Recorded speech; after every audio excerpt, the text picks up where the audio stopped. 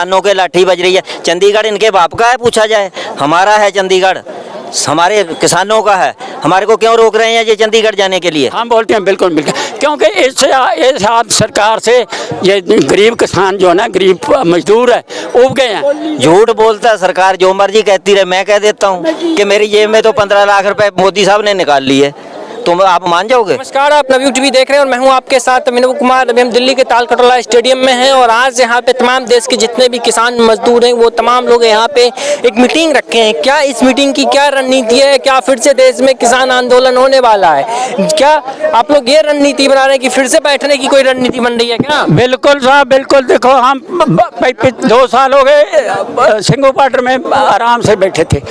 हम बिल्कुल शांति, हमारा शांति का वो था करना। हम सोचे कि 26 को जाएंगे, 27 को हमारे को 27 नवंबर को वापस भेज देगा। अब उसने हमारे को क्या करा, वहाँ पर ज़बरदस्ती जो 1 दिन 2 दिन का काम था उसने 1 साल से ऊपर लगा दिया। क्यों? उसने हमारा नुकसान कर दिया, पूरा हमारे किसानों का नुकसान कर दिया, फसलों का नुकसान हो गया, हमारे बाल बच्चों का नुकसान हो गया, पूरे भारत का नुकसान हो गया। क्योंकि हमारा एक जो पंजाब है ना, पंजाब को पूरे मेरे भारत ने, ये जो भाई आज मेरे इकट्ठे हुए हैं, इन्होंने हमारे पंजाब को आगे करके उनका मतलब हौसला अफजाई की कि पंजाब हमारा जो देश सूबा है ये हमारी अगुवाई करेगा और पूरे भारत को साथ में लेके चलेगा। तो आज आप लोग यहाँ पे आए, मांग क्या है आपकी? किस मांग को लेकर आए? हमारी मांग तो सबसे बड़ी तो ये है कि हमारी, देखो जो हम बात मांग करने आए हैं कि मैं बॉर्डर में रहा हूँ 1 साल 1 महीना 2 दिन पैदल यात्रा करके गया हूँ 10 दिन में पंजाब में। इसने मोदी ने गुरु नानक देव जी के गुरुपुरब के दिन 19 नवंबर को बोला था, मेरे भरावो हम आपको जो 3 कानून है वो वापस कर देते हैं, और गलती भी मान ली। अब आप अपने अपने पंजाब को जाएं, वहाँ पर इलेक्शन होने वाले हैं, आप जाके मुख्यमंत्री बने और अपने MLA बने। हमारे पार्टी वाले बुद्धू से जो उनके चांसे में आ गए, और जो मांगे थी हमारी वो इन्होंने लिख के ऐसे ही लिखा पढ़ी करके दे दी, भाई हम तुम्हारी MST पास कर देंगे, तुम्हारी सारी मांगे पूरी कर देंगे। एक मांग थी हमारी, जो हमारे बच्चे यूपी में वो बदमाश ने गाड़ी के नीचे दे के मारते थे, अब उनका भी केस था। तो MSP की बात थोड़ी है। हाँ। क्या आप लोगों को MSP नहीं मिल रहा? नहीं मिल रहा, हमको सिर्फ एक गेहूं का मिलता है और चावल का मिलता है। हाँ। ना मकई का मिलता है, ना इसका मूंगी का मिलता है, ना किसी और चीज़ का किसी का मिलता ही नहीं, सिवाय गेहूं और इसके चावल के। पंजाब में तो भगवंत मान साहब की सरकार है, मान साहब कह रहे हैं अरविंद केजरीवाल। अरे वो सब एक बात, अब जो है ना, अब ये जहाँ तक किसी के साथ राह पड़े पैसे पता लगता है, जहाँ भाव पैसे पता लगता है। भगवान तो मान हमारा ही है। ये जो चुटकुले है ना, ये सियासत वाली स्टेज में नहीं चलते, ये चुटकुले वाली स्टेज अलग रहती है। ये जो सियासत वाली स्टेज है ना, इसमें सियासत की बात होती है।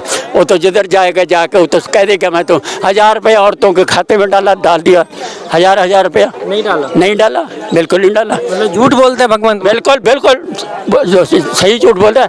हमारे पंजाब का पैसा अपने उसका हेलीकॉप्टर का ड्राइवर बन के मैं अपने क्या नाम है केजरीवाल का दूसरे सूबे में जाके घूमता है।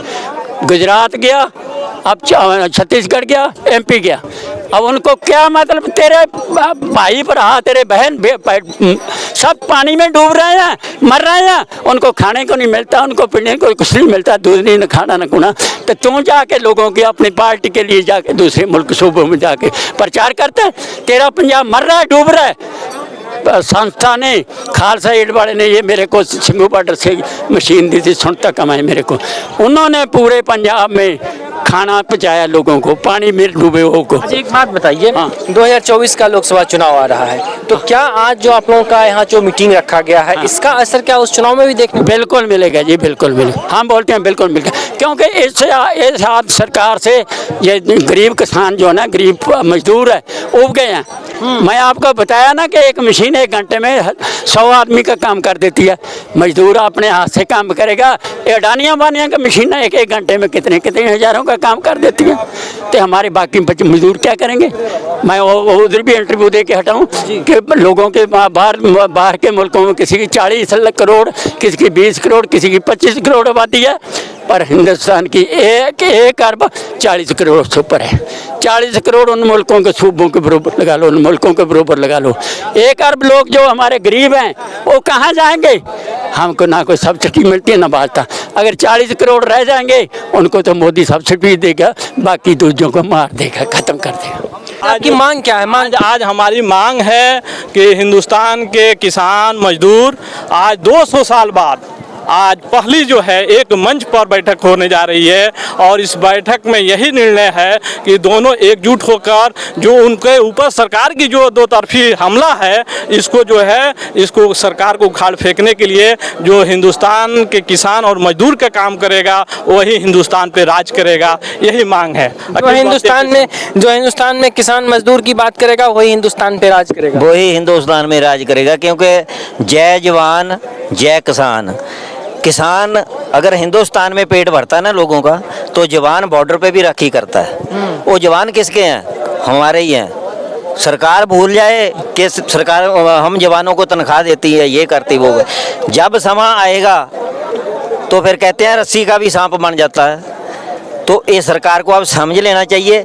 ये किसान मजदूर जो सम्मेलन हुआ आज का, ये सरकार को समझ लेना चाहिए कि आने वाला टाइम हमारा नहीं, जवान और किसान का होगा। आने वाला टाइम जवान और किसान का होगा, वो तो ठीक है। लेकिन आप लोग एमएसपी की बात कर रहे हैं, सरकार कह रही है एमएसपी मिल रही है, आप लोग कह रहे थे कि 3 कानून वापस ले लो, सरकार कह रही है हमने वो भी वापस लिया। कौन सा लिया है? 3 कानून बता तो दें कौन सा वापस लिया है। हम तो यही पूछना चाहते हैं। वापस ही नहीं हुआ? वापस कुछ नहीं हुआ, सिर्फ जुमला होता है। झूठ बोलता है सरकार, जो मर्जी कहती रहे। मैं कह देता हूँ कि मेरी जेब में तो 15 लाख रुपए मोदी साहब ने निकाल लिए, तुम आप मान जाओगे? वो कह रहे हैं मैं 15 लाख दे दिए।